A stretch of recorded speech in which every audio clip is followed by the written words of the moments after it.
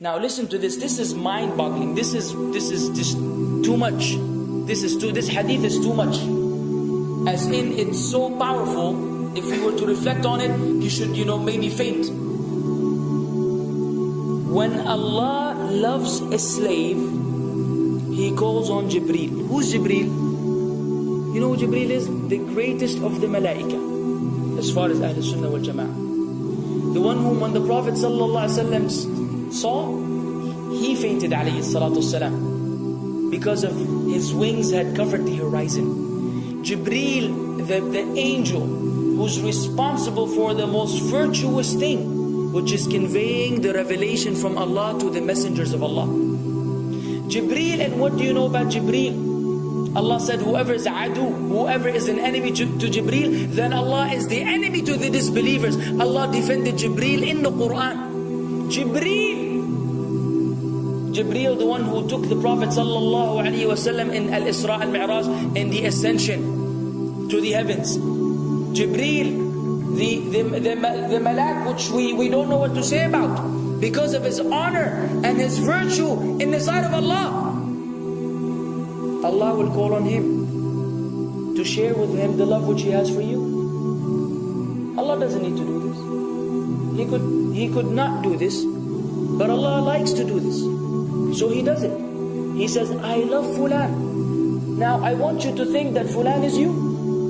Whatever your name is, Ahmad, Mayroub, whatever your name is. Imagine Allah above the heavens, above the throne, in His greatness and His majesty, which is beyond our human comprehension, calls out to Jibreel to inform him that He loves you.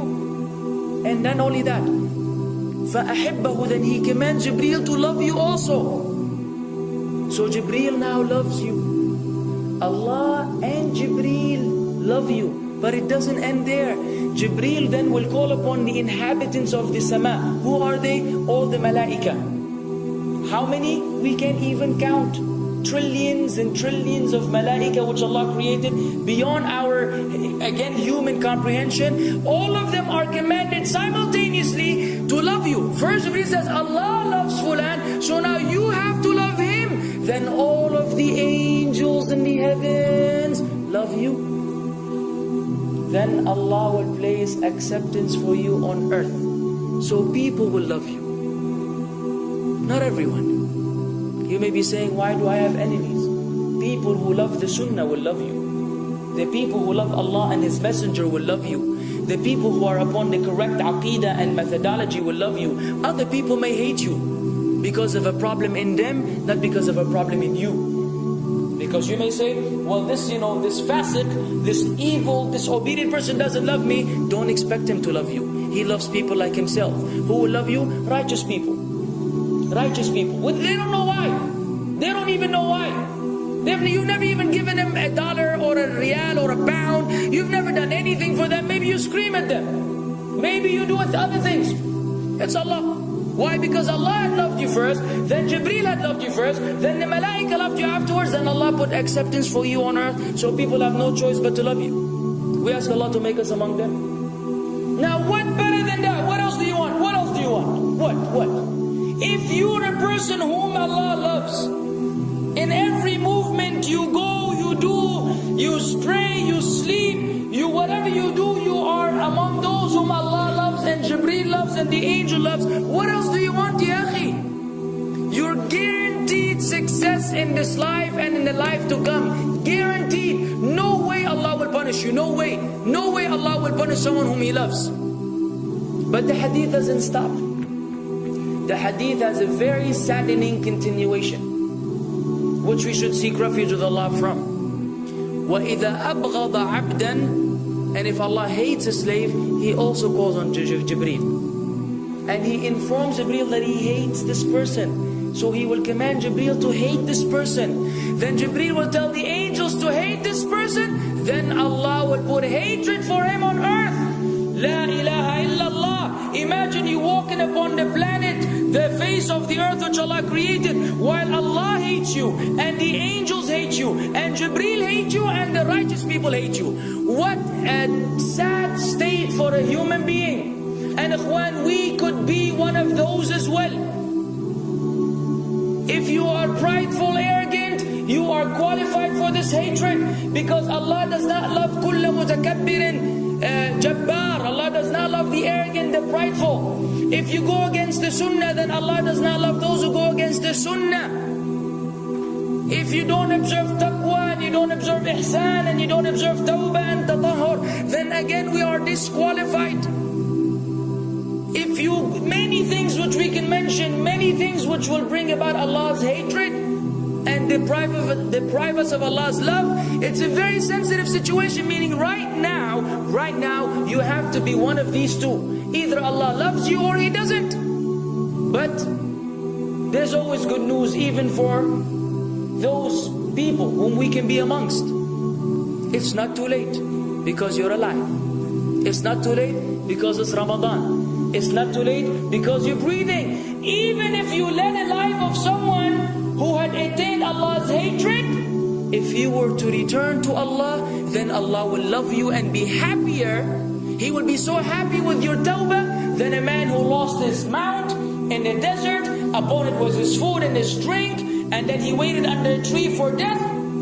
And all of a sudden he opened his eyes and he sees his camel or his horse or whatever that was right in front of him. And he gets so happy, he said, Allahumma anta abdi wa ana rabbuka. Oh Allah, you are my slave and I am your Lord. Kufr. He said a statement of kufr, but the Prophet ﷺ said, أَخْطَأَ مِنْ شِدَّةِ الْفَرَحِ. He made a mistake because he's so happy.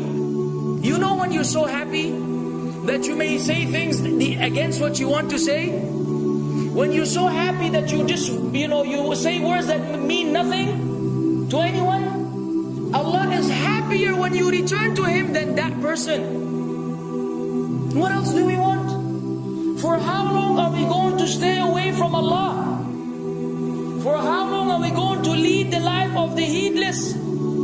For how long are we going to go against the sunnah? What are you waiting for? Death? Death. حتى إذا جاء أحدهم الموت قال رب ارجعون لعلي أعمل صالحا فيما تركت كلا. Until when death comes to one of them, you say, oh Allah, allow me to return so that I may do good in that which I left behind. And it will be said to him, no, it's only a word. إنها كلمة هو قائلها. It's nothing but a wish and a word he will have. It will not be fulfilled. Let us not wait for death, ya akhwan. If each one of us here, by Allah, if each one of us here acted upon the sunnah, lived according to the sunnah, and invited people to the sunnah, and enjoyed what is good, and forbade what is evil, wallah, we will make a major change in the city in which we live. And if Muslims hearing this all over the world had that same attitude, then we will change the condition of the whole ummah. So no enemy can come and play games with us. We will squash them, all of them. Because Allah will defend. إِن تَنْصُرُ اللَّهِ يَنْصُرْكُمْ وَيُثَبِّتْ أَقْدَامَكُمْ. If you aid Allah's deen, Allah will aid you and will keep your feet firm. But we don't even live according to the sunnah, let alone be given victory over the enemies. So we're being humiliated in everywhere we go in the world. So let us make that change. Now that Ramadan is here, now that you've been given this sudden inclination towards good, if we don't succeed, if we don't take advantage of this month, wallahi, we are losers. If Ramadan ends and you are the same way you were before Ramadan began, then one of us is a loser. If we don't return to Allah after Ramadan, then we are losers as well. So tonight, bi'idhnillah, always on our mind, attaining Allah's love, acquiring Allah's love, fetching for the sunnah, and acting upon it whenever we're able to do so.